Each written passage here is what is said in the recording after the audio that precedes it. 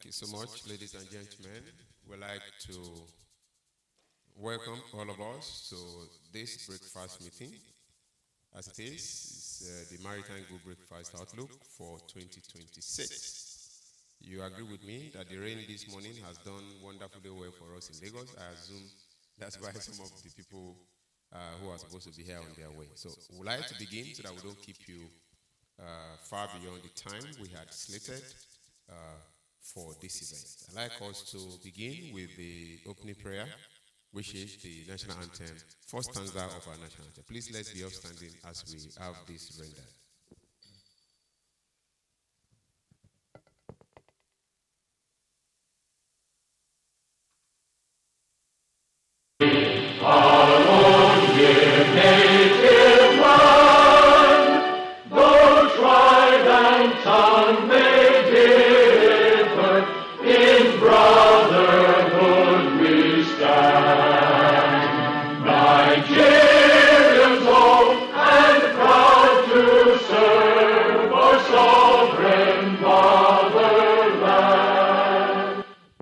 Thank you so much. Please do have your seat.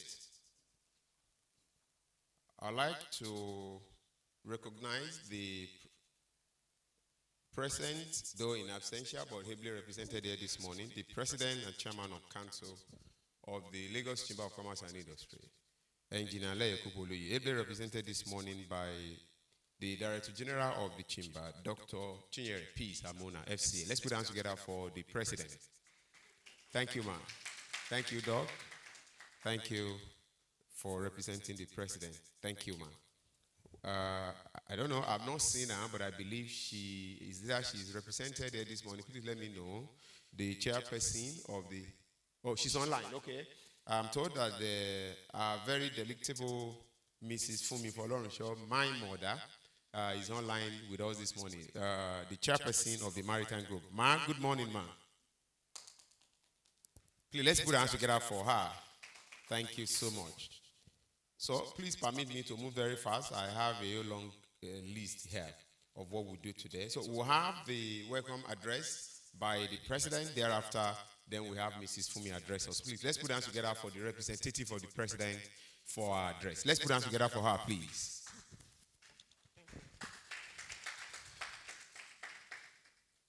Good morning, ladies and gentlemen. The President would really have loved to be here, and he may still walk in any moment from now.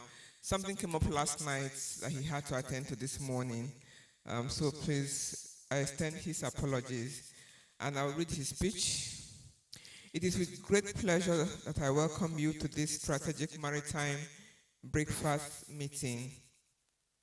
This platform continues to shape thought leadership, policy direction, and investment confidence in Nigeria's maritime ecosystem. This networking session today precedes the LCCI Maritime Group's main annual event later in the year. Nigeria's maritime sector remains the engine of our trade economy, handling over 80% of external trade. The performance trajectory is encouraging. Cargo throughput rose to approximately 129 million metric tons in 2025. Container volume surpassed 2 million MTUs, and exports share strengthened to nearly 40%, indicating gradual progress toward a more diversified and export-driven trade structure. However, the 2026 outlook is now deeply determined by the ongoing global trade crisis caused by the US-Israel-Iran war and worsening disruption across the whole Middle East.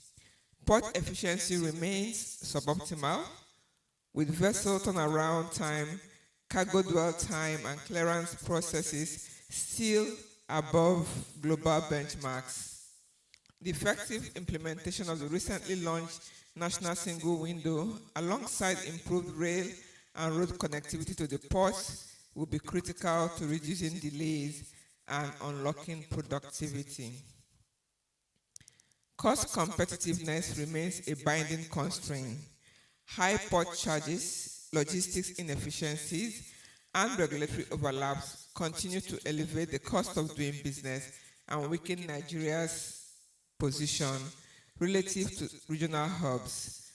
Addressing these distortions must be a top priority for professionals in the maritime sector. Let me reiterate the Chamber's commendation following the recent approval of tariff amendments that reduce tariffs on some strategic products intended to drive productivity in the economy and cushion the effect of rising costs for businesses and households. In 2026, the priority is clear: improve efficiency, reduce costs, and enhance competitiveness. The sector must transition decisively from growth momentum to regional benchmarked performance. This breakfast session today will set the agenda for the main event coming up next week. Thank you for listening, and thank you for your participation.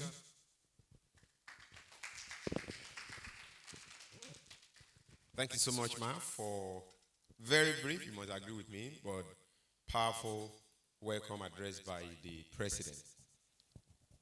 So we will have, as I suspected, that Mrs. Fumi Folorenshaw, our chairperson for the Maritime Group, is here this morning, ably represented by Dr. He Akabogo. Let's put hands together for Dr. Akabogo. All right, on that note, let's have the representative of Mrs. Fumi Folorenshaw, who is Dr. E. Akagobo, come up for his opening remark. Please, let's put hands together for him. Is he online? Oh, you see, I was looking at my brother on tie as the SAN. All right, thank you so much. Dr. Akabogo, you're welcome, sir. Thank you very much. Good morning. Am I audible? Very well, very well. Okay. First of all, I would like to extend my apologies for not being able to make it in person. I couldn't leave Ibadan as I wanted to yesterday evening. So I'm speaking from Ibadan right now. Good morning to the presidents, members of the Council of the Lagos Chamber of Commerce and Industry, the Director General, and all delegates who are here present for today's breakfast session. May I very, very respectfully stand on the protocols which hopefully have already been established. I'm speaking on behalf of the chairman of the Maritime subgroup of the Lagos Chamber of Commerce this morning. And this event, our chairman is unfortunately currently in Angola and unable to attend in person. Now, this event is one which the group has curated very carefully to ensure that the maritime subsector of the economy begins to get good value and engagement based on the reach and the engagement potential of the Lagos Chamber of Commerce and Industry. We all know that the maritime industry has Lagos as its hub for Nigeria. And this implicates an involvement of the entire value chain of the maritime industry here in Lagos, from ship owners to charterers to cargo interests to professional service providers and to the regulators. Lagos is the hub, and all growth for the maritime industry in Nigeria starts in Lagos, and from Lagos extends to the key maritime jurisdictions of the country. So we're committed as a group to harness the reach, the profile, and the broad impacts of the chamber towards addressing important pain points of the maritime stakeholders. And the maritime stakeholders equally will be in a position to use the platform of the chamber for the purpose of ensuring that we equally make impacts. So it's on that basis that we have called this morning's breakfast meeting, and we intend in the next few months to engage much more actively with the market and with the association towards ensuring that the relevant and very important engagements that would address all these pain points are met. So those will be the opening remarks I'll be making on behalf of the chairman and on behalf of the other members of the executive committee. And at this point, I'd like to say welcome to everybody, and we look forward to a very engaging and impactful session. Good morning, and thank you. Thank you so much, Dr. Meka Akabogu, for your very brief remarks on behalf of the chairperson of the Maritime Group. As we said earlier, today promises to be this breakfast promises to be very brief, short, but well loaded. We have a session now, which is the panel discussion. I would like to just bring up our moderator. I'm told one of our discussants is online, so I'll bring up the moderator, which is our sister Foluke Akimoladu.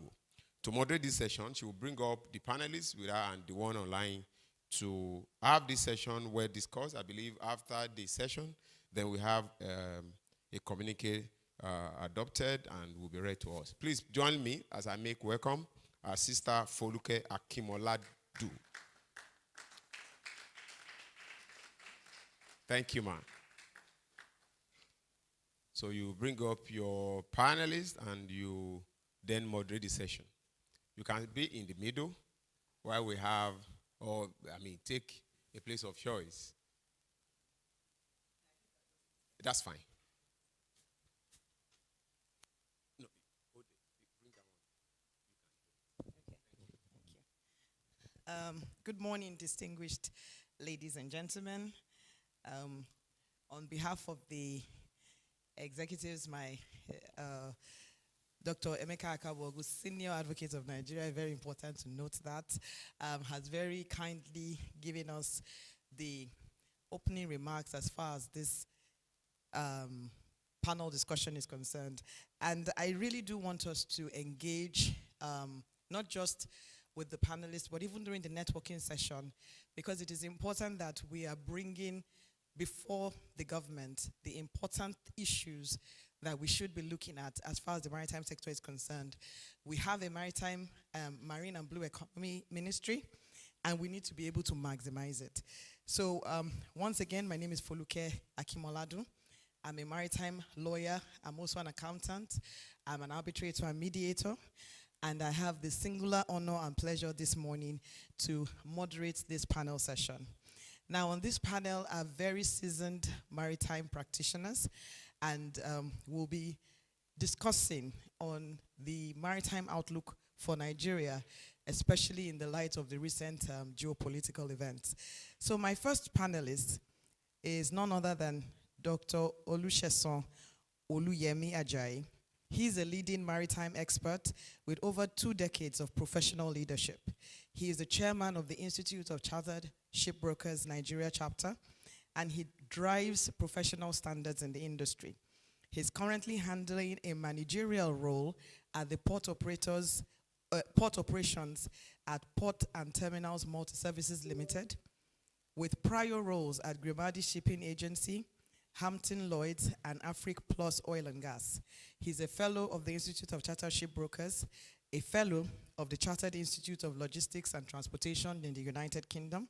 He holds a PhD in port governance and supply chain management. He is a true scholar practitioner. Dr. Ajayi blends academic rigor with strategic innovation to advance sustainable growth-oriented global trade. Ladies and gentlemen, please join me to welcome on stage Dr. Ajayi.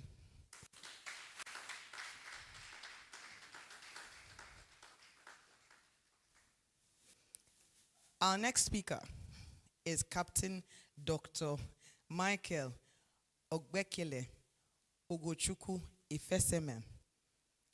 He is of the South-South geopolitical zone and is an environmental and health and safety professional with a demonstrated history and vast experience in shipping, marine, oil, and the oil and gas industries, which spans over a period of 35 years, out of which he has engaged in multi-purpose, foreign, ongoing, deep-sea-going vessels, tanker vessels within Nigeria and the West African coast for at least the last 16 years in different sectors. His interest and focus includes to promote and contribute to the enhancement of better life and sustainable development for mankind and the global society at large, especially in the areas of best management practices and human capital development. Captain is joining us from Abuja, and he's going to be joining us virtually. Captain, can we confirm that you can hear us and see us, sir?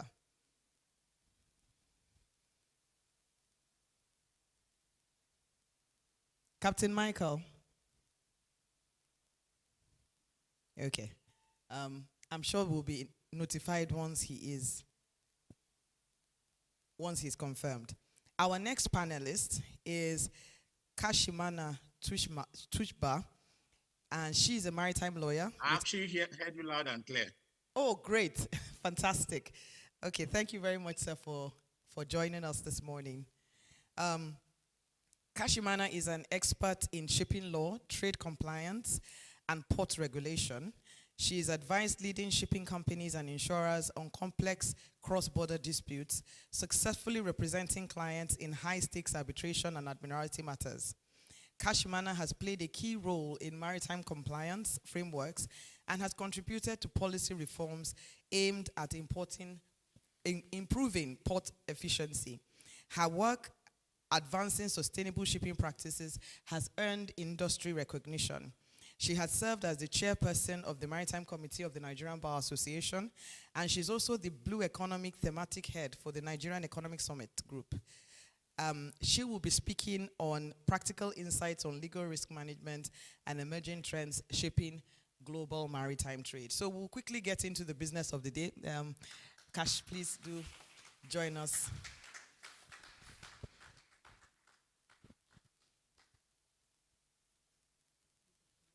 Welcome. So I'll go into the questions, and I will start with Dr. Ajayi. How can Nigerian ports stay competitive and amid the current global geopolitical disruptions and shipping routes? Yeah, thank you very much. It's a pleasure to be on this panel this morning. We see that LCCI is doing great in respect of moving the industry forward. Yeah, straight to the question, how can the Nigerian seaport be competitive in the kind of situation that we found ourselves in this sub-region?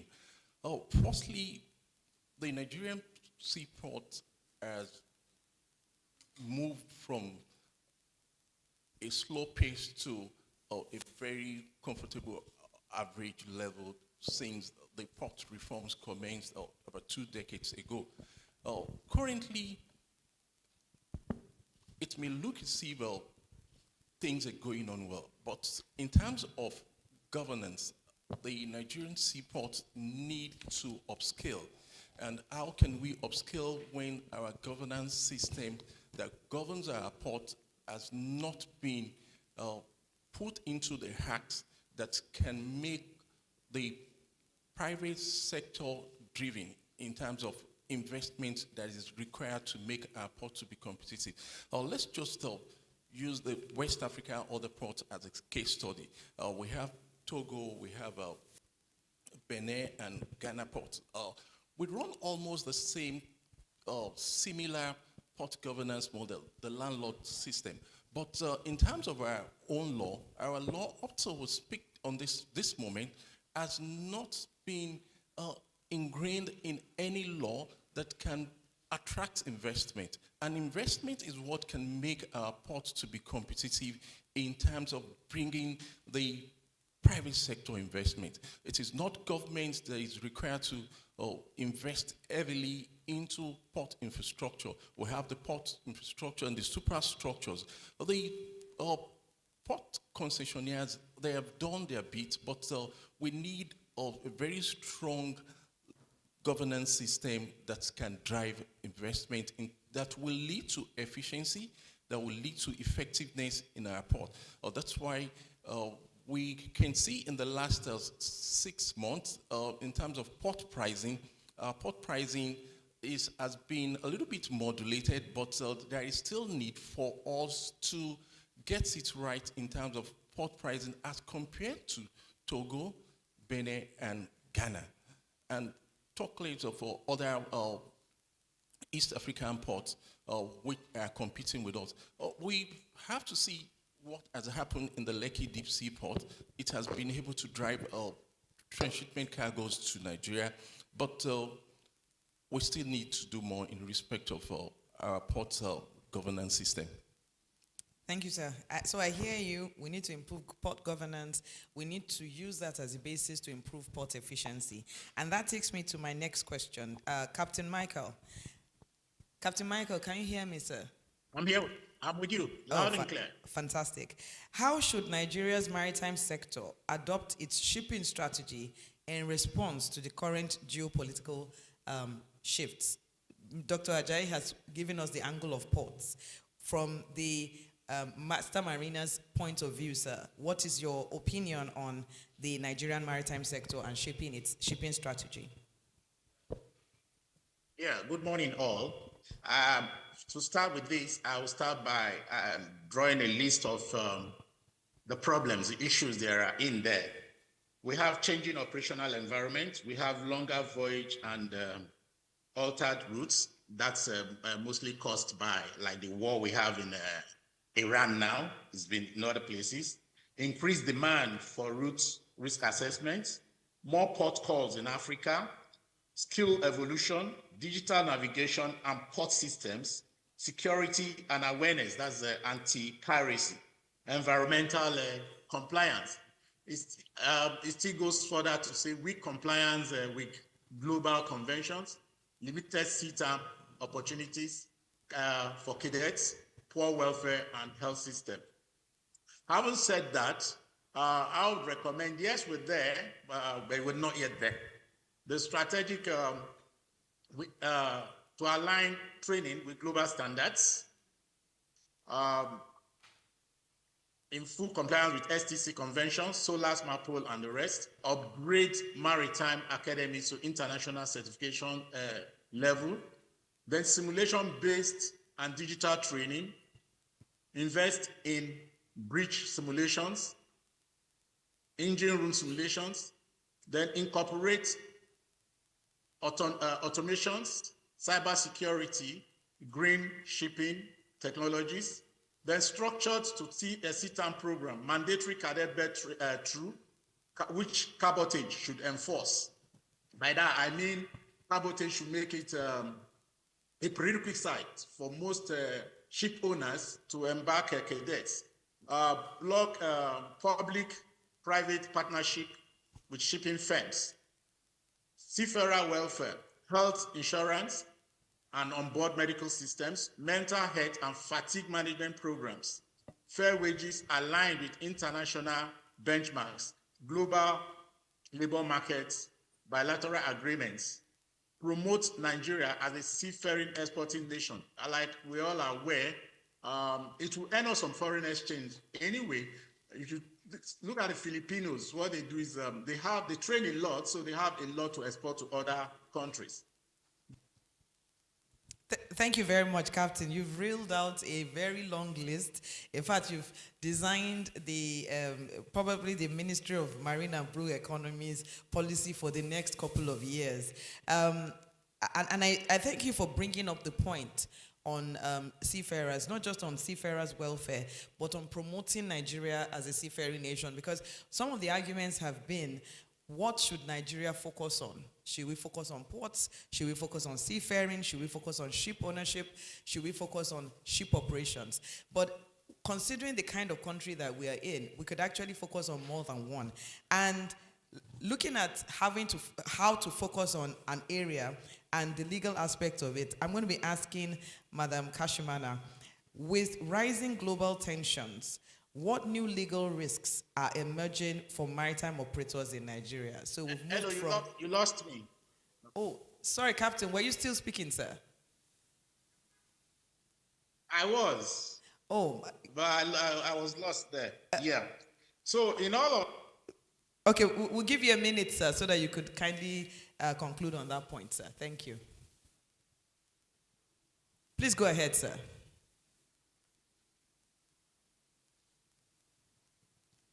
I think we've lost his connection again. Captain Michael, are you still with us, sir? Okay. So, Madam Cash, you have your question. Please, let's have your thoughts. Okay, good morning, everyone. So the legal risks that have emerged, I mean, some of these risks existed before, but what has happened is that because of the war, they've been magnified. Issues like, because of the closure of the Strait of Hormuz that we've all heard of in the news, there's been a surge in freight costs. There are actually some shipping lines that have said added as much as $1,000, $2,000 to their carriage costs. War risk clauses have become central, and a lot of P&I clubs have said, look, we're not going to pay that war risk cover.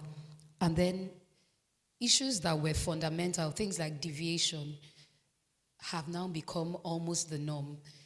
In the past, if a carrier deviates from the trade route, from the port of loading to the port of discharge, without having agreed that contractually, it will be a problem, and you can say that there's been a fundamental breach. But right now, there's a lot of deviation happening. A lot of carriers won't agree to go into areas that are not safe. So that has led to instability in contracts. It has affected timelines of when people get their cargo and their goods. It has affected when the voyage will end. There are times when voyages are terminated midway. They may go to another port. And this has led to a lot of charter party disputes. The issue of force majeure in the past, automatically, well, not automatically, but when there is a war, you say, okay, you can trigger the force majeure clause.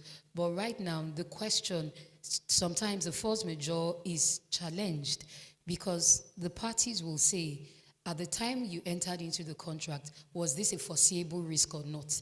And if at the time the contract was entered into, those circumstances were there and it was a foreseeable risk, then they would say the other party cannot rely on force majeure. So those are some of the issues that are coming up. Of course, there's a lot of arbitration going on. There's a lot of litigation going on because of these developments. So that's what I will say. Okay, so the Strait of Hormuz has created, from what you are saying, a myriad of legal risks that charterers and ship owners will now have to navigate. Like Captain Michael had mentioned, a lot of risk management is now being put into voyages, and you've corroborated that by talking about instability in contracts and deviation from voyages. But like you pointed out, Madam Kashimana, some of these problems were there before. So the Strait of Hormuz just basically exasperated a situation that was already needed intervention. And that brings me to my next question, Dr. Ajayi. What are the top priorities to improve Nigeria's port efficiency and attract maritime investment today, given the new circumstances we are now having to deal with? Okay, thank you very much. In respect of having Nigeria to improve port efficiency, before we mention efficiency, we have to firstly have our own Nigerian parameters to measure efficiency. Under port performance, we have efficiency and we have effectiveness. How do we create a standard in Nigeria, knowing that we have some peculiar problems that has to do with regulatory authorities that are overlapped? So we need to firstly know which of the agencies have rights to measure this and to be able to get things done. But the federal government, they've been able to identify one major area that we need to do in order for us to measure our effectiveness in our port system. That leads us to the national single window. The platform is to coordinate data an interface of different stakeholders in the maritime value chain, vis-a-vis importers, exporters, clearing agents, shippers, shipping company, customs, Standards Organization of Nigeria, NDLE, and plant quarantine. Everybody coming together under one window. For example, if a clearing agent in Nigeria of today want to clear a 40-feet container that contains, let's say, cosmetics, that means you do not need to rush from pillar to post from NAFDAC office, and then you'd have to go to the customs house. You can be able to access the national single window. They have a platform. It was launched on the March 27th, and it's up and running. It's to ensure that effectiveness, monitoring, and control system are put in place. So it may be slow, but we're getting there bit by bit. How will this lead to efficiency? It will lead to efficiency because the cost of service will be reduced, the duration of clearing the cargoes will be reduced, and at the end of the day, the end users will benefit from it. So efficiency can come forth from this kind of initiatives, and it's a work in progress. Moreover, our port needs to be automated. Without automation, we cannot become effective. Let's just use the West Africa geopolitical zone as our benchmark.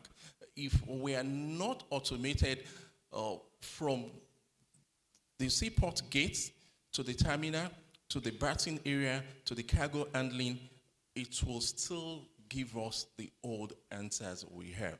So, for example, part of the port regulators of Nigeria Shippers Council that monitors the port economy regulation, they've done a lot in terms of driving automation for shipping companies, for terminal operators, and the customs Bodogu is also fully automated, even with artificial intelligence driven robotics for cargo release for customs. So we are hedging towards areas of efficiency, but the challenge is still the human interface issues that we still have in our port system. But with time, I think we get better in that area. Thank you. Thank you very much, sir. I note that for Singapore ports, I think they're 100% automated, if I'm not mistaken. Yes, that's correct. And that should hopefully be the drive for Nigeria. What do you think? That's the destination, and part of the destination is for us to key into the automation. Part of the automation is the national single window. National single window, on the long run, will be able to measure the effectiveness of each of the agencies, such as customs. Let's say, for example, I have a 40 feet, 20, 40 feet container that I want to clear in the port, and I've submitted all my documents. It will show the date I submitted it. It will show on the national single window. And the date that the cargo was finally released will also be seen there. Everybody is seeing it. So manufacturers can see, traders can see that this is actually where the gap is. Or is it another government port agency, or maybe DSS, or maybe the plant quarantine that caused the delay? So all these delays will form the reports that will come from the national single window, and the national single window will be able to escalate all this information back to the necessary agencies of government, which will definitely make the bureaucracy that we talked about in our port system, the human interface, to reduce. So without anybody monitoring, we're just in the same cycle, but now we are heading towards the dynamism that is required through information technology. Thank you very much, sir. We saw the transformation in the telecoms industry when we moved from Nitel to the privatization that happened that brought in the MTNs and the Nine Mobiles and the likes. And so I like what you said there, sir, about a Nigerian parameter for efficiency. In other words, what is our own measurement of excellence in the space? Yes, there are the different maritime industries in different countries. However, the question is, for our own industry, what will work best for us that will maximize the contributions of Nigerians? And so I will move to Captain Michael. Captain, you had mentioned that there is a need to enforce cabotage as far as seafaring is concerned. I know you've mentioned it before, but I think it's a topic that we need to interrogate a little more. Because for Philippines, we know that on an annual basis, they make between $3 to $8 billion in the direct inflow from diaspora inflow from other parts of the world to Philippines through just the seafaring industry. So please, sir, how can Nigeria maximize that space? How can cabotage be made to work? And how does this tie in to ship ownership and port efficiency? If you can tie that in together, sir. Yeah, thank you once again. I'll go a step back by saying that things being in the right perspective will create more offshore and oil gas job opportunities, port and terminal management for the master mariner, maritime training and consultancy, marine logistics and supply chain roles, which takes us to the future for the master mariner. A successful master mariner, we need technical competence plus digital literacy, strong geographical awareness, crisis risk management skills, leadership in multi-cultural crews. So in summary, talking about the role of the master mariner there, every master mariner should be ready for continuous professional development and diversify skills beyond seafaring. Then coming back to the cabotage, if the cabotage law emphasizes that, makes it like mandatory that ship owners should carry Nigerian cadets, should create beds for the ships, Nigerian trained cadets. The cadets will have access to be properly trained, practical-wise, and when they are practically, technically sound, a pool will be set up. Like NIMASA will have a list of each trained and ready to sail seafarers, and they can advertise this to other places in the world that they have mariners. Of course, you all are aware that Nigeria already is training some students outside, just in that same scheme, which I don't totally support them going out for now for training, since what we should do is to make our maritime academies better. So once we're sure we have trained, fully ready, certificated mariners, we can advertise to the world and we can earn foreign exchange from it. So, but then again, let me say, for all this to happen, I say strengthen maritime education training, upgrade institutions such as Maritime Academy in Oron, align curricula to global standards, like I said earlier, achieve international accreditations, then expand the simulations, invest in bridge and engine simulations, I mentioned it earlier, incorporate digital navigation automation, which also mentioned, then mandate BATs, which is what I'm talking about, under cabotage regimes, partner with private and international shipping operations. Once that is done, it will at the same time encourage ship owners, more people to go into ship owning. It just goes beyond the cargo carrying alone. When there are other ways of earning resources, I think they will all embark on it. Then improve seafarer welfare, introduce health insurance schemes, address mental health, which I mentioned earlier, ensure competitive remuneration. Then promote global labor markets, which is what I'm talking again about, sending them out, which is negotiate bilateral labor agreements, which is what I said by advertising. Position Nigeria as a seafaring exporting nation. Thank you. Thank you very much, sir. Please permit me to put you a bit on the hot seat right now because you spoke about seafaring and didn't mention increasing the number of female seafarers. So forgive my asking the question, but how in all of this can we increase the number of females that would be that can join the seafarers work pool? Is by creating awareness, creating incentives, making women know that it's not just a male affair industry. As I speak now, there are a lot of ladies in the industry. So by them creating awareness, ladies are aware, oh, it's not just for ladies. They will come, they're all welcome. It's not just a male-focused industry. Thank you. Thank you, sir. I see that you answered that question very quickly, but we get the gist. So I'll move on to Madam Kashimana.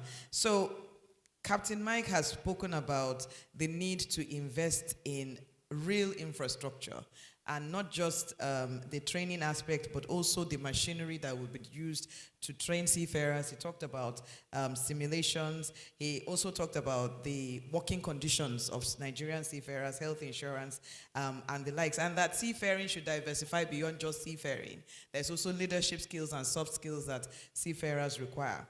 However, when we now come to the workability of it, and let's expand this beyond just seafaring, we're talking about the industry as a whole. How should the Nigerian port and regulatory systems adapt, especially in these trying times? We're already dealing with the question of having to make Nigeria's maritime industry more efficient. Let's bring it home now.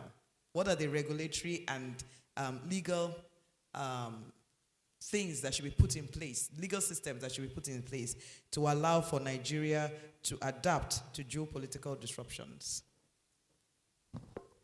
Okay, so one of the things that, in fact, the most important thing I think we need to do now is look inwards, because there's a lot happening in the world, and how can we adapt to make sure that we don't lose out in all that is happening? I remember when Lekki Ekpe Expressway they built the road, and everybody was excited when they put up, they had all these tolls, the good road, and all that. And then this road became very choked. And after a while, we saw something called an alternative route where people could take. And I used to be very excited to take that route because it meant I could get where I was going faster without traffic, though that eventually became choked. And we see something else similar playing out with the coastal road. Now that we have all this unrest in the shipping routes of the world, what is happening is that there's a trade diversion, and that trade diversion is actually making the African route more important. We can see that globally there's interest, and there's been some investment in the port infrastructure in Tinkan. I'm sure we read that on the news, even though it was met with mixed feelings from Nigerians, but there's more investment happening in the port sector. What do we need to do from a legal point of view? We have the rules in place, we have the acts in place, we have the bills, we have all the legislation there. But what needs to be done is, I can't emphasize this enough, implementation. It's one thing to have the law there, it's another thing to implement it. We need to look at things like indigenous tonnage. We've had the CVFF for 20 years. We need to actually get serious about building that tonnage now that it's being disbursed, so that we then have the upper hand or have leverage when it comes to carriage of goods. Because at the end of the day, if we keep using foreign vessels, we're experiencing capital flight, it's affecting foreign exchange and all that. So those are the kind of things that we need to do. Perfecting the single window project, that has been rolled out as well, but again, we have different feedback on it. So the issue of port congestion, logistics, those kind of things need to be dealt with. Infrastructure. In the past, we've had PPP agreements between the terminal operators and MPA, and for some years it's worked well. They've recently renewed it some years ago, but things like that the terms of that need to be done more properly. You find that the aspects that MPA is meant to do as the landlord in the port, sometimes they don't do that, and then you find that the private party in the PPP has to carry out those aspects, things like key walls and all that, and eventually they get their money back on set-offs through the throughput system. Nigeria actually has to take more responsibility in keeping its part of the bargain so that our ports can actually be efficient, so that we're not losing traffic to Tema and neighboring ports that are smaller countries than us. In terms of, one last thing I'll say is that the overlaps between the government regulators, Shippers Council, NIMASA, MPA, the Navy, Customs, they need to not be at cross purposes. The issue of taxation, the issue of maritime security, it's good that we look like an attractive alternative route, but that is not a magic bullet. The business environment has to be such that it encourages people to want to come, because where people need to use private security, to make sure that everything goes well in the voyage, then it's an indictment on our Navy.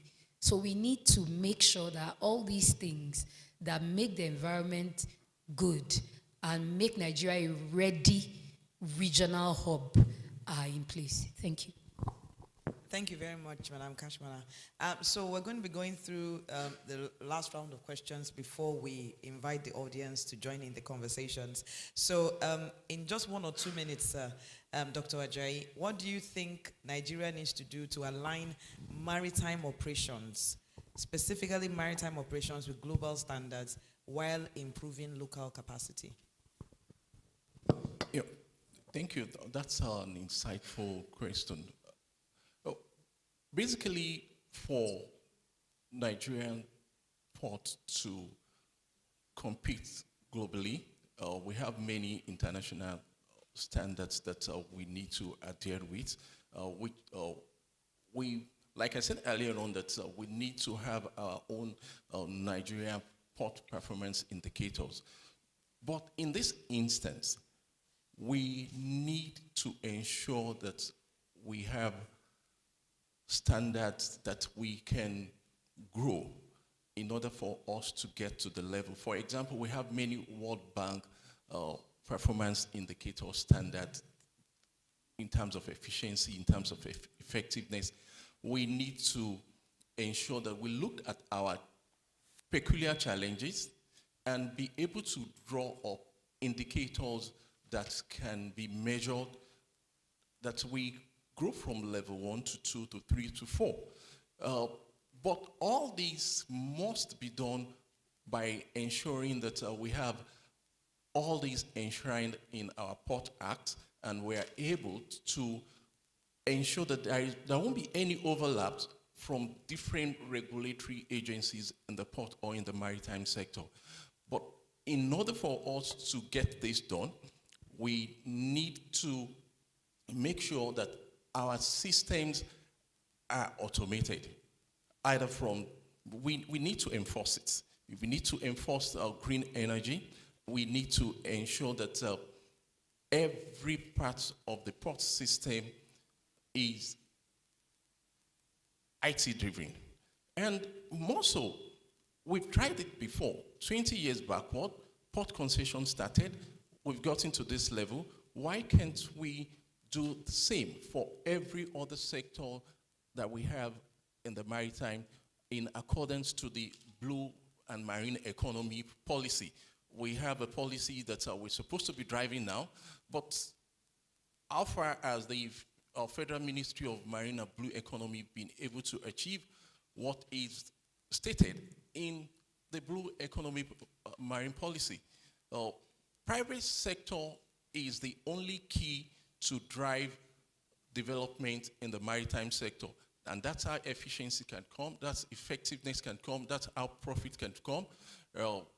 Personally, for me, we've talked about the CVFF fund for a very long time, but I beg to differ in the sense that if we can develop capacity through cheap chartering and brokerage, we can overcome all the capacity that we are unable to achieve through fleet ownership.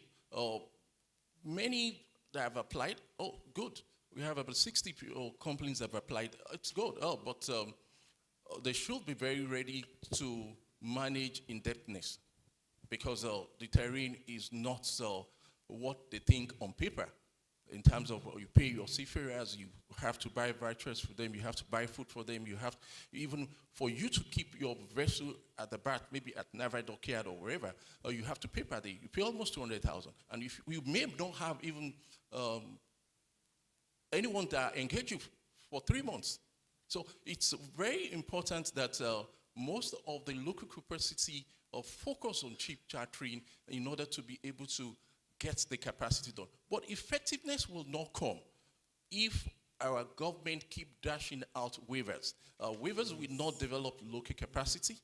It will not develop the seafarers, and we are exporting money out of our domain if we do not do the right thing. So the government needs to do the right thing, drive PPP. That's what we bring the finance. Shipping is an expensive business, which the government need not to invest into. So it's important that the private sector should be encouraged with good law. Let the acts be fast-tracked. All the acts the NIMASA is pushing, the ones that Shippers Council is pushing, the Nigerian Port Authority need to fast-track the renewal of the concessionaires that have expired also. So we need, as a private sector, to ensure the government do their bits in order for us to have effectiveness in our maritime ecosystem. Thank you. Thank you very much, sir. And you mentioned some points that are very important. For me personally, CVFF is a great idea. Well, the question is, when you have about $350 million and a VLCC is already costing you $150 to $200 million, how many vessels can you possibly buy with what CVFF has? That's number one. And then number two, where is the credibility for our finance system for having to engage in buying and selling of ships in Nigeria? And I think these are part of the issues that need to be mentioned. Like you mentioned, sir, let's even start with the chartering business. Let's start with the other aspects that are low-hanging fruits before we move on. And then for me, the question is, what about pioneer status for those who want to go into the shipping industry or buy ships or repair ships, so that you can reduce the cost exposure or tax exposure that those in the shipping industry are facing? And so, thank you for mentioning a very important point: manage indebtedness. The shipping industry is a highly capital-intensive industry. So the question is, how do you manage your cash flow, especially when you have these shocks in the system, like what we've seen with the geopolitical happenings in the world today?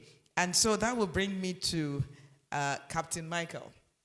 So Nigeria already had a somewhat difficult situation with the maritime space before the geopolitical shocks came in. And one of the ways that we can increase our foreign exchange or foreign exchange standing is to have more and more of our seafarers internationally qualified to be able to work not just on ships that are bound for Nigeria, but also ships that are bound for other parts of the world. So, sir, if you were to redesign the training manual, so to speak, and in 2 minutes explain how you want to do that, what do you want to see outside of the simulations and all? What are the specific areas you want Nigerian seafarers to be trained on and to build capacity in order for them to meet up with the evolving international standards in the minor space? Yeah, Foluke, thanks once again. You will all agree with me that shipping is a regulated area, and we can be reinventing the wheels, but to stay compliant. Regulated in the sense that both the training and everything, when I said something about standard training, I mentioned SOLAS, I mentioned all the conventions. Nigeria, luckily, is part of all the conventions that affect shipping. So they just follow that. But however, investment in more investment in the shipping area means more job opportunities for the Nigerian seafarers. So we just need inter-agency coordination, like the MASA, Oron, and all other training institutions should liaise together. They should affiliate. Before now, Oron was affiliated to Egypt. Because of poor implementation, today it's this, tomorrow is another. We should stay focused. If it's UK want to align with, to take us through, there's what we call knowledge transfer. If we cannot interpret and implement those conventions we have seen, we could affiliate to some other institutions, say UK, for example, and stay focused on it. Once we stay focused, we'll be able to bring out the right caliber of cadets we need to go to be ready for sea professions, whether shipboard or offshore and or shore-based jobs. So it's all about implementation of all the conventions we have signed to that relate to seafaring. And I visited Oron recently. The school infrastructurally is prepared, but what about training personnel, people to train them? One thing is to have students ready to be trained. Another is to have people ready to train them. And how do you train them? You need qualified personnel. And what makes a qualified personnel? They might have to do some enhanced salary structure for those who will be ready to go there. Those professionals, you have to incentivize them with good teach. So students are bound everywhere, just like they gain entrance into all the other institutions. They are always available to go into Oron or wherever. But where are the lecturers to lecture them? Thank you. Thank you, sir. And just before you finish on that point, sir, let me just ask, in terms of the trainings of these individuals, isn't it possible for Nigeria to have collaborations with different countries in the world, not just one, but different countries, and also insist that any vessel coming into the Nigerian waters, according to cabotage, would be made to show, like local content, essentially, the number of Nigerians that are on their vessel. So let me rephrase that. How can we make local content work in the seafaring space of the shipping industry? You just said it. But how many things would you impose on them because of cabotage? You impose on them to, how many of our ships go to other countries and we are asked that we must carry their persons? You see, it's a bit difficult. Yes, ships coming into your country, you can implement it, but I don't think it's that easy. Why are we not talking about Nigeria having a national carrier like we used to have in those days? When we had national carrier, it was easy for a lot of us to have shipboard training. We are exposed to other parts of the world. So if having a national carrier will enhance that, it's not just pushing it to private owners alone, private ship owners alone. Having a national carrier will end that. Yes, what you said, making it a kind of mandatory on the cabotage side to have them have our Nigerian cadets on board. But that is not so easy, in my opinion. That's going beyond we are requiring too much. Yeah, we might impress on their conscience, you do this, but how many ships? Some ships may come here and they don't come the next day. A ship calls at your port. Then maybe for the next 2 years, it's not calling at your port. How does that play out when you force such a ship to carry your crew? I don't know if you get what I mean. Yes, we should do things that are we should do things that are workable. It's not that it's not workable. That's for ships that are constantly coming. But ships go different parts of the way. A ship might come to a port and never return for another 2-3 years. You see where the difficulty comes in there. So we should embark on national carrier. We should embark on encourage investors who want to invest in ship. But your national carrier will be duty bound to carry your cadets. We tried it in those days and it worked. Though some people may have their opinion why national shipping line failed, but that's by the way. But it worked. Most of the senior seafarers you see today went through that process. They didn't have the pains of having to seek for beds for cadets to trade. So I also agree with you, not just one country in collaboration. Yes, we could collaborate with a lot of countries, not for the purpose of carrying our shipfarers this time, for the purpose of training. We tried it before. We tried with Egypt, and I don't know what happened. Implementation, it failed. Different people want to always come in somewhere and reinvent the wheel, and that's the problem we have in this country. Thank you. Thank you very much, sir. Madam Kashmana, Nigeria is now in the IMO Council. Huge step for us. We've not been there for the last 15 years. We now have the situation with respect to the geopolitical crisis that has essentially affected movement of a lot of oil and gas related cargo. So what opportunities is this current global economic shift creating for the Nigerian maritime sector, especially the blue economy? Can we cash in on this?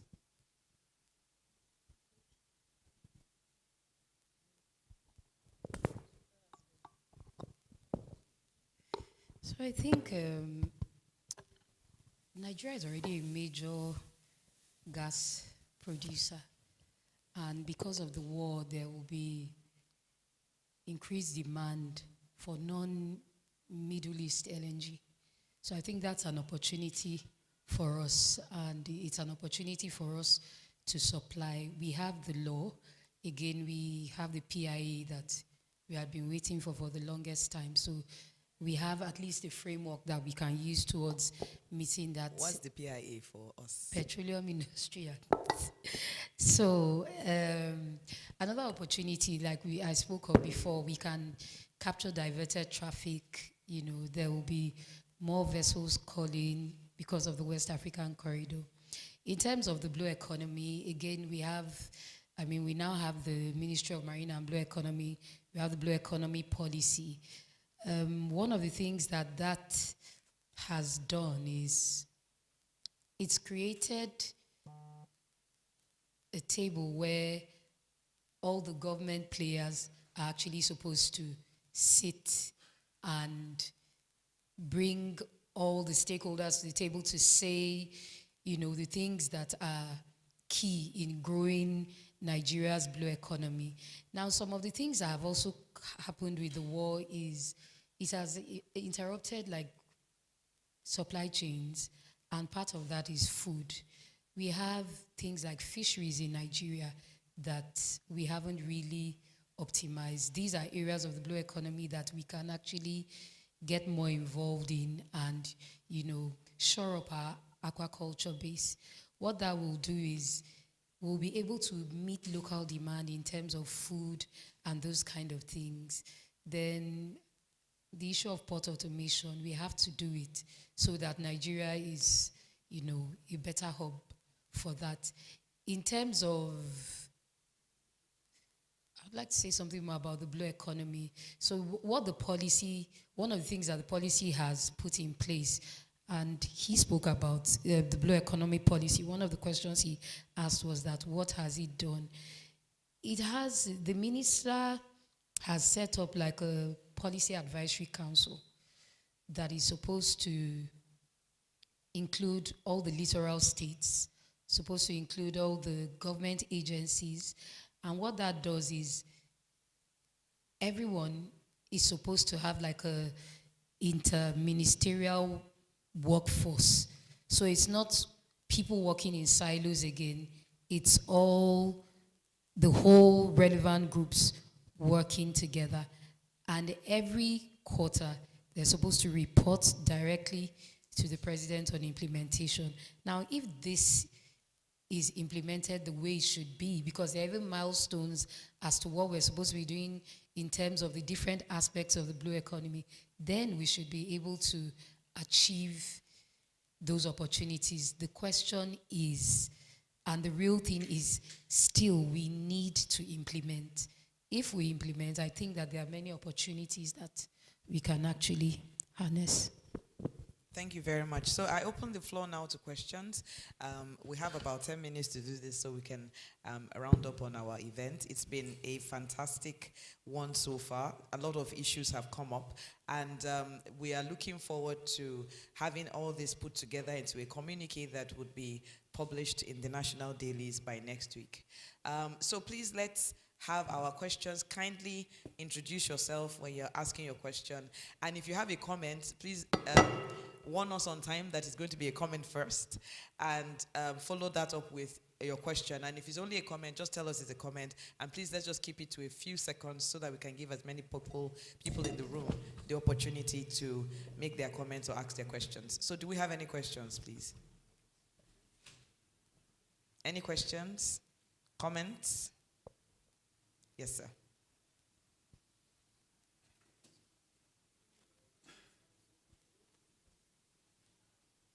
Or is it because I said it will come out in the national dailies? Nobody wants to be quoted. No, don't worry. It's maritime sector that is going to be speaking. So please feel free to speak your mind. My name is Stoji Agbarojo. I'm a ship broker. So the area of our shipping, which is part of the blue economy, what I saw is that because I've been going to so many occasions, so many events, it is the same topic. What I can contribute to that aspect of shipping is that there are many policies that needs to be put in place, which Dr. Sheson have mentioned. The area of financing, which is key. Nigerian financial institutions do not have the financial capacity when you talk of shipping. Shipping is capital intensive, it's dollars. If government can build good policy, find policy on financing, and that financing aspect of it, we have to do the work of call the expertise in that area. I'm a shipping finance expert. We can have input into that policy, what they need to do. Then coming to the Nigerian indigenous ship owners, owning ship has gone beyond you and father and mother having a shipping company has gone beyond that. It's capital intensive. If government can recapitalize the capitalization of the maritime industry, like banking industry, recapitalization of the banking industry of 500 billion naira, it doesn't take anything in oil and gas and maritime, which is capital intensive, it's dollars. So they need to give another policy whereby they recapitalize the maritime industry. That maybe corporate governance is also key. Because those who want to invest outside this country needs to look at the corporate governance of the Nigerian ship owners, which the corporate governance in the Nigerian ship owner I think is so feeble. So not that too strong. So government needs a lot of things to do regarding policy to backing shipping industry in Nigeria. And also call professionals in that area, like brokers. Singapore is a service maritime nation, and they're making a lot of money, dollars. They need to make sure that some key professionals in the area need to come in when they are making policy so that we can have our own impact. What government needs to do. UK as well, which is a maritime nation. UK has gone beyond whereby you close your maritime, you open it, you liberalize. When you liberalize, call investors needs to come in, but they have to look at your policy, your political system, your political stability is so key. So for foreign investors to come in, you have to create an enabling environment. Without an enabling environment, investors all over the world look for area where they can get good returns. They don't invest in area where they can get good returns. They will look at the policy of the government force, which is key. So our policy has to be friendly. Thank you, sir. Thank you. Thank you very much, sir. Sir, is that a question or a comment? It's a comment. Okay. Sorry, please. I think he wanted to just. Please, in 30 seconds, sir. Thank you. I read it up on the shipping aspect of the blue marine economy, which is key. No shipping, no port, no shipping. So government needs to do a lot in port and shipping in terms of policy to attract foreign investors, both local and foreign investors. But for you to attract foreign investors, you have to create an enabling environment, key policy, attractive policy, friendly policy that will accommodate foreign investors to come in. Without it, forget it. You get nowhere. Thank you very much, sir. Yes, question.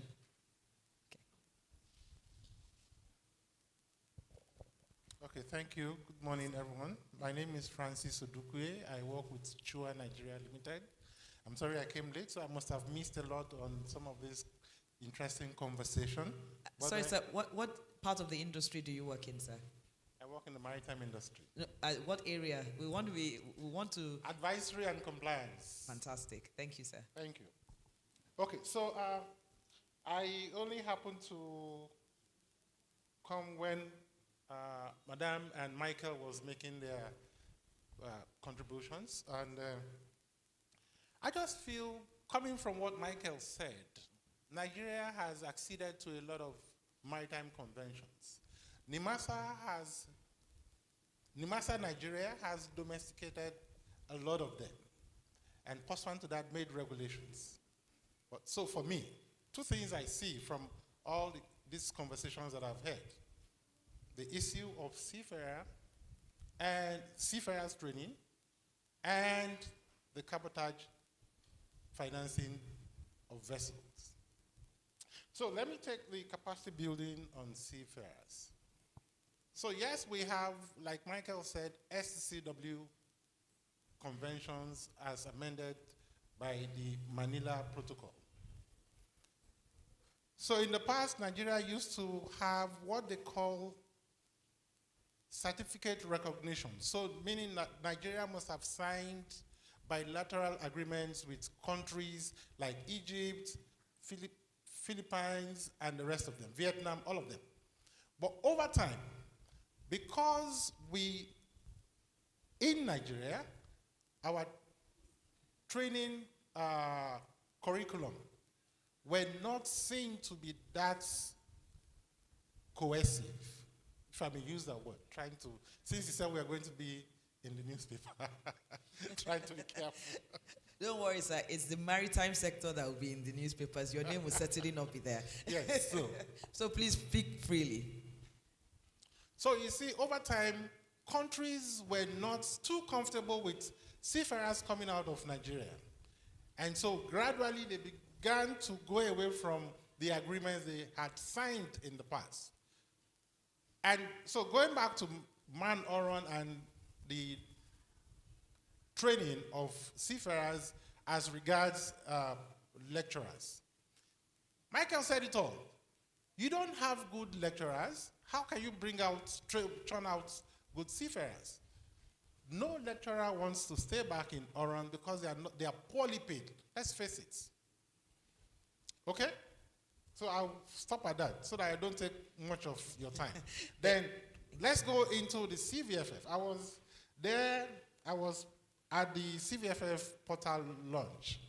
And one of the questions I was asking the consultant, so in today's world, if the procurement of vessel, yes, it's capital intensive, but the procedures they have put in place to support the procurement of vessel in Nigeria will not take us anywhere. Because if you don't pay for your vessel that you have deposited in 1 month, your money is gone. So those are the things that we have to look inward. So basically for me, at the end of the day, what I see is that there has to be a lot of enforcement in the whole of the gamut of the maritime industry. Now, the maritime industry is related to the offshore oil and gas industry, related to even the banks, even the telecom industry. Yes, everybody is talking about ports and jetties, but we hold the aces to the economy. But what are we doing? We just scratch a lot of things. We have not started work in the maritime industry. Thank you for now. Thank you very much, sir. Yes. Yes, ma'am, please go ahead. Good morning, everyone. My name is Ifi Akerele, founder, DG of Nigerian Chamber of Shipping and Vice President of the Chamber of Shipping. Also, I'm involved with Nigerian Ports Consultative Council, and I'm a very, very big, loud-mouth advocate in this industry. What you're saying here is what I heard 30 years ago. So maybe, I think a wind has gone, and some of you probably don't understand. For Luke, you know that things have changed. So let's not talk, I look at glasses half full and not half empty. I was one of the people that was almost crucified for cabotage. And we knew why we were fighting. There was a time no Nigerian shipper could talk. Today they are talking. At least 60 people have applied for cabotage. We never knew it would come to pass. So let's try it. Let's look at a positive approach and stop looking. Seafarers, we have seafarers that were sent abroad. We're even trying to accommodate them. The Chamber of Shipping works with shipping companies all over the world because we're members of the International Chamber of Shipping. And we try to put them. The problem is we have a character problem in our children that go there. They come back. Some of them have ulterior motives to be rich overnight. Some of them have light fingers. So we try to put them through. Oron was doing well. Oron is trying to do well. You know, we can't just say that we don't have electorals. What do we do about it? Please, I'm not too happy with what's going on here. What is being spoken here is just like a very, very, it's a half empty cup as opposed to half. And Foluke, you are a moderator. You should be able to gear it towards where we're going. Even women. WISTA, when we started WISTA, I was the president of WISTA. We didn't have any women. Today, women are noisy. We are making noise. We've pushed for a woman to become a chairman of NNPC. We've pushed for women to become ministers. We've done a lot. So, you know, let's not talk with a half cup full approach. Let's talk with a positive. So what I'd like to hear, because I'm a veteran and I have a right to say so, you're all quite young to me. I would like to hear something more positive because efforts are being made to push the sector forward. Thank you very much. Thank you very much, Ma, for bringing that to our attention. So we're going to be looking at both sides of the coin, the half empty and the half full. Yes. I think someone had been raising, I'm so sorry, sir, please. The gentleman there in blue had been raising his hands up for quite a while now. Thank you. Good afternoon. Good afternoon. I'm a surveyor. I actually got into the maritime, surveyor and architect. I got to the maritime sector by doing valuations. What's the name, sir? Tayo Adenka. I got in maritime by doing valuations. But I think there's a podcast I've been following for about a year. It's called Von Heim, and it's a maritime on the oceanic sector. I really opened up my eyes to talking about people. So there was a recent person he actually interviewed called Anthony Whitworth, and he has a book called The Saltwater Highway. So I went online, I researched it, and I reached out to him. And he said something. He said, Africa, that I'm in the best place. His email to me was like, I'm in the best place that Africa doesn't, that is, when he was doing, there was a trader for bauxite and commodities trading, that Africa has an infrastructure problem and a high rate of urbanization. So what I want to say is that there's level of awareness, and another person also said something, is Norwegian. He said the level of the maritime sector is really, really quite closed because the level of awareness is not really quite there, apart from universities that are in the waterline areas. So what areas are there for awareness, trainings? And trainings are really quite expensive because the level of quality, the level of in-depth people that really know what they are doing, for the naval architecture to the maritime law, being able to overhaul like Mommy said, like people have, a lot of work has been done. But like someone said something, like I don't want to say, but said, if the younger generation have to pass on the baton, they have to be running at a faster pace or at the same pace of which the current generation is to be able to hold on. So I feel like our generation have a lot of work to do. Seriously, a lot of work to do. But the president, what are the enabling environments? Look at the course curriculum. Like University of Lagos is that's trying to start subsea engineering. Something that there's a lot of innovation coming up, but level of awareness, people really don't know, and say my people perish for lack of knowledge. Thank you very much. Yes, sir. Good morning. My name is Mr. Ali Ulawan, Head Human Resources and Government Relations, Maritime Shipping and Port International, a member of the STARS Group. Time will not allow me to talk about more than one issue, but going back to what Captain Michael said about owning ships by Nigerians, I think the problem is fiscal policy of government has hindered a lot of investment in shipping, because if you look at somebody bringing in a ship into Nigeria, a foreigner will just post temporary importation, he will do his business, take his ships out of the country. But the Nigerian buying a ship to operate in Nigeria will have to pay full custom duty, which is more than $1 billion at a time. So it's unfortunate that there are a lot of issues that are hindering investment in shipping. Then coming back to issue of seafaring. Please give us the top 3, sir. Give us the top 3. You said there are many issues with investing in shipping because this is very important as part of the takeaways from this. For example, port costs.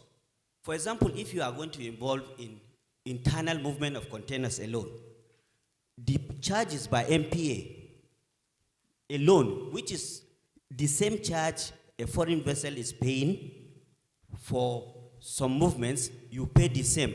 The whole investment will be, the whole profit will not even pay for port charges.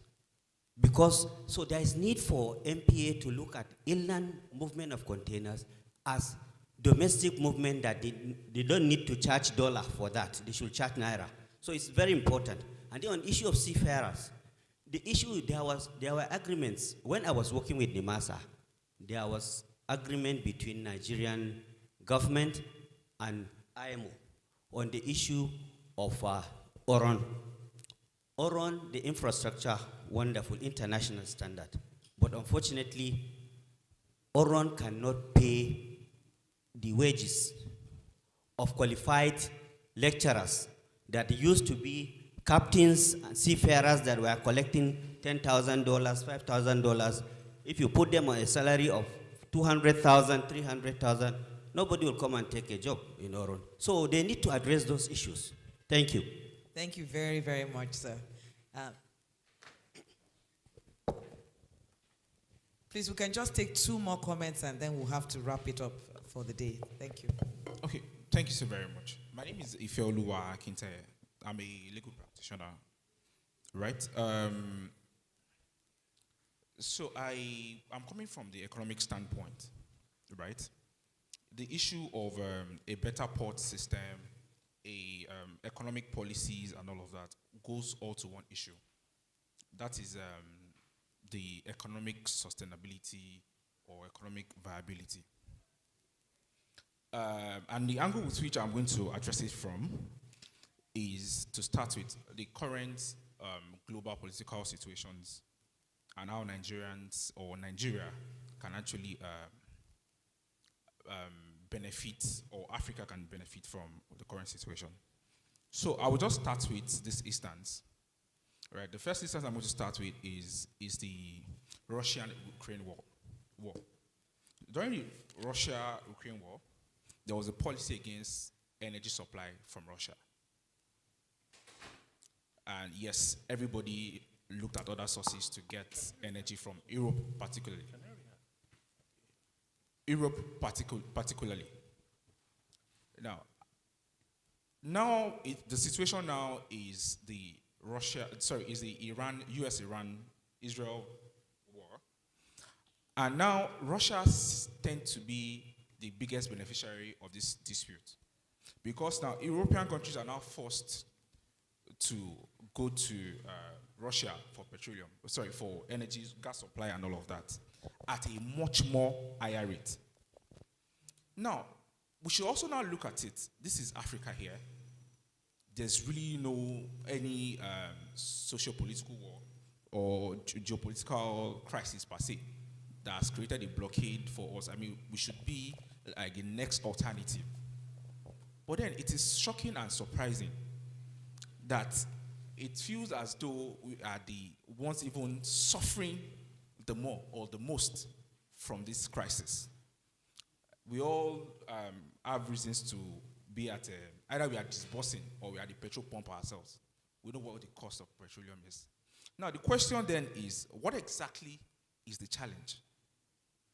Because we can't exactly we might not be able to go into what you may think the dimension of the answer to your question may be because of time. So please forgive me, we'll have to stop you there so that the last person can comment and our panelists can comment on the questions and the comments made. That's fine. Thank you very much, sir.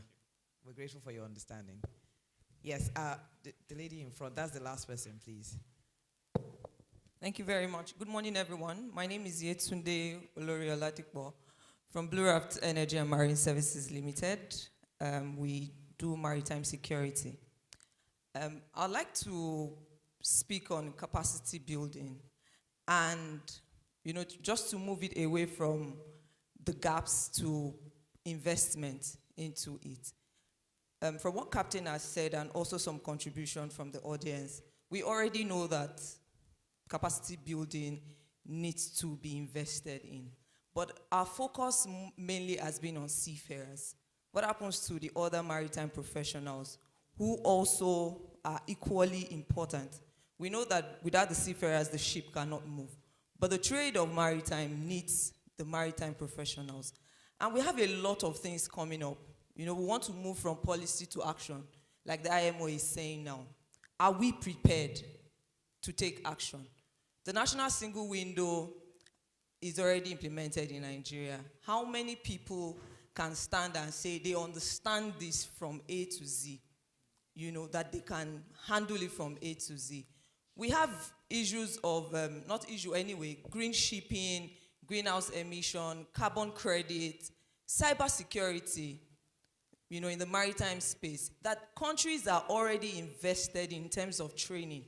But here, we also need private sector investment, for training.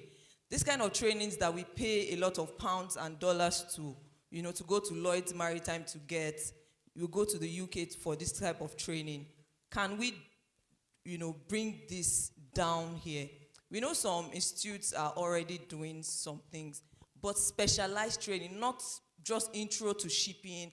I want to know how, what it means to be in the shipping industry. No. We need to go beyond the baby training, for maritime professionals now, that me probably as a security person, I can access a maritime training here in Nigeria that is affordable, right? A lawyer can actually access it and not necessarily have to go to the UK, whether it's virtual or, by traveling there, to spend so much money. So that's an opportunity. Because you mentioned that it was going to be in the papers, that's an opportunity for private sector training institutes to see how they can possibly franchise or partnerships with companies that are already doing it and have it brought to Nigeria. Thank you. Thank you very much. And I'm very sure that the president of the Institute of Chartered Shipbrokers will speak to that point of capacity building. So I'm going to be asking our distinguished panelists to please, in 1 minute, give their closing remarks as well as comment on some of the questions and the comments that have been made so far. So we start with Dr. Ajayi, we'll move to Captain Michael, and then to Madam Kashmana. Thank you. Okay, thank you very much. It has been very engaging session. But I would just like to close with this. The maritime sector this year, if you look at the landscape from the Federal Ministry of Marine and Blue Economy, is an implementation year. The policies have been rolled out and the implementation is going on stream. And more so, in respect of the cabotage vessel financing fund, part of the area that in the Institute of Chartered Shipbrokers, we observe that there is a gap in respect of when you acquire the vessel and the time that you have to change the flag of the vessel. It could take 1 to 3 or 4 months. Who is going to pay for the loan repayment and the interest rate as at that period? So the NIMESA, they need to clear air on that in order, well, in the interest of ship owners not to run into indebtedness. So it's important that that particular area is well tied in respect of getting that done. And also, if any one of us can lay our hands into the 2026 the fiscal policy measures released by Federal Ministry of Finance, the federal government has reduced, when you bring in any vessel more than 5,000 metric tons, is now zero duty. So we need to look into that and get that done as well. In respect of training, the Institute of Chartered Shipbrokers, you can do your training in Nigeria. For example, I did my entire training in Nigeria and I obtained the UK certificates. So there are quite many others like that that have done that as well. So you can contact us. We share our details later after this meeting. So it's important to get trained. And there are quite a number of maritime institutions that even NIMASA has sponsored. There are about 6 in Nigeria. One is the UNILAC, Institute of Maritime Studies. So it's important to have access to information. Like the other survey guides I mentioned, there is quite a lot of, this is the age of information. You can get any information that you want. Just contact the right people and you'll get the right things. Yeah, thank you. Thank you very much, sir. Captain Michael, your closing remarks as well as your comments on what has been said so far on the floor. Thank you, sir. Yeah, thank you. Thank you once again. Towing from what advice Madame gave, that we should be more positive. For training, there are a lot of, like the last speaker said, a lot of institutions that offer training. Even at Oron, Oron is not just inclined to sending people to sea alone. There are other departments. And when we say shortage of lecturers at Oron, for example, we are not talking of all the other courses. We are talking about those courses that require certificate of competence, which takes you to sea. And following Madame's advice, what I recommend there, which I've always recommended, is if you do collaboration with other countries, you bring in a lecturer, for example, to come and lecture in Oron, the what we call the specialized courses. You'll be paying close to $5,000-$6,000 a month as salary. What is wrong if you take a Nigerian and you pay $2,000, a qualified Nigerian and you pay $2,000? Because most Nigerians who would want to go to Oron are not even going there because of seriously on the salary, they want to give back. So $2,000, $1,500, $2,000 as opposed to $5,000-$6,000 you pay a foreigner, to a Nigerian, we will get lecturers. But then how do you do this? The argument is NIMASA. Oron is training cadets for NIMASA exams. There's nothing wrong, especially NIMASA has a session in Oron for the lecturers for specialized courses for NIMASA salary. In that way, you'll be able to pay. Because if you take it basically on grand trained salaries, they may not be able to afford it to keep these lecturers. But if you get 5,000 lecturers for these competency exams, I think we'll get there. Thank you. Thank you very much, sir. Madam Cash. So what I would say is that Nigeria is lucrative. If it wasn't, you won't see so many people coming here. But it's a challenging environment to do business. And I believe that we have so much that is untapped in the blue economy. There's so much that we have. What I will say is that we actually need to implement the laws that we have and put in those safeguards that actually make us a more attractive destination. And we'll see that, I mean, the oil and gas that we've always seen as the golden goose will not be the only thing that can actually increase our shared prosperity. Thank you. Thank you very much. Can we give a round of applause to our esteemed panelists? I think it has been a very engaging conversation. I will just in 2 minutes read out to us what would be the main topics of our communique. First and foremost, Nigeria needs to improve its port governance. It needs to improve the regulatory system around port efficiency and port effectiveness. Number 2, Nigeria needs to improve on seafarers' welfare, particularly with respect to health insurance and also mental health. We need to enforce cabotage in a way that also improves profitability for the businesses of the companies that are, or the shipping companies that are relating with Nigeria.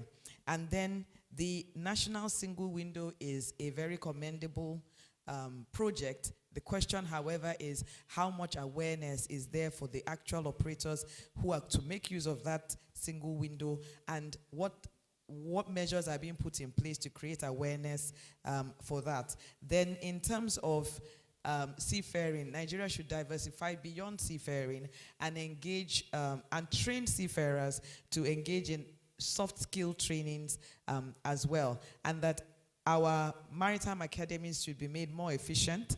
And one of the ways of doing that is by improving the pay of the facilitators and the resource persons that come to our maritime institutions. We should also improve on the education infrastructure for our seafarers. Then, on law and regulation, Nigeria has the laws. The problem is implementation. So the question then is how, especially in the light of the Nigerian blue economy, how does Nigeria ensure that implementation is done in a way that improves profitability of the sector, both from the private sector angle and the public sector, because the more the private sector is making, the more taxes, of course, that is being, that the government would be getting. The other thing is that Nigeria needs to enforce green energy and ensure that its ports are IT driven. And this will ensure increased efficiency in the port sectors. Then that there needs to be a rethink of CVFF in the sense that it's not the only solution, but one of the many issues that Nigeria needs to look at with respect to ship acquisition and an increase in ship ownership in Nigeria.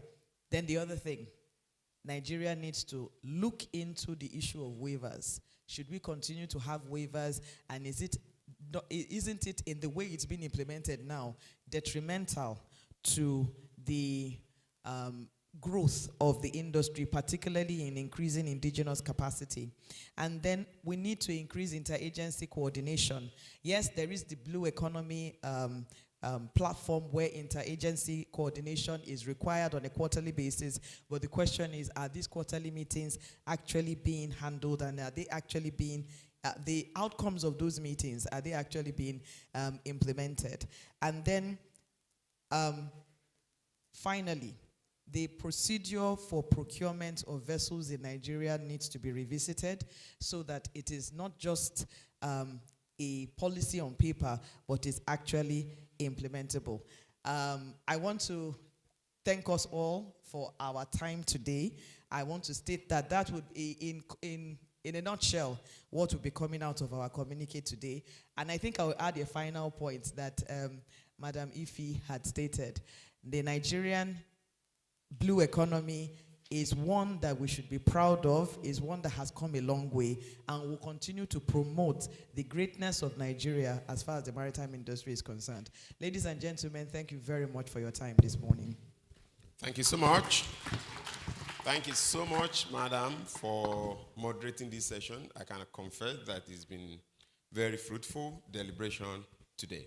We'd like to recognize the sponsor of this event, Marine Gate Limited. Please put your hands together for Marine Gate Limited. Thank you. Thank you. Just before we have a vote of thanks, we would like to take some photos. Please, let's come. So we like the representative of the president and chairman of council join in these photographs. Please, let's. Yes.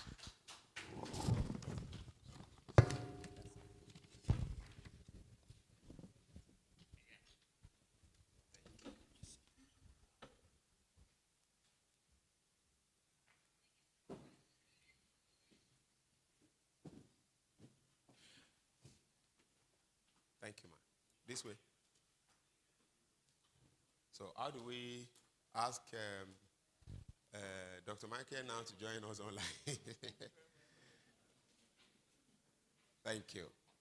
Do we have the representative of Marine Gate join us for this photograph, the sponsor? Jegede? They are not here. Okay. Thank you.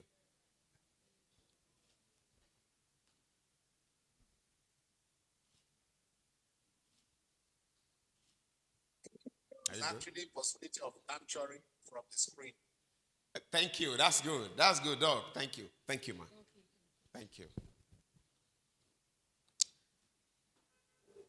So, for a vote of thanks and something about SCCI membership, we'd like to have with us the Director of Membership for the Lagos Chamber of Commerce and Industry. Please put your hands together for Abosede Okeyemi as she takes us for the vote of thanks and something about membership.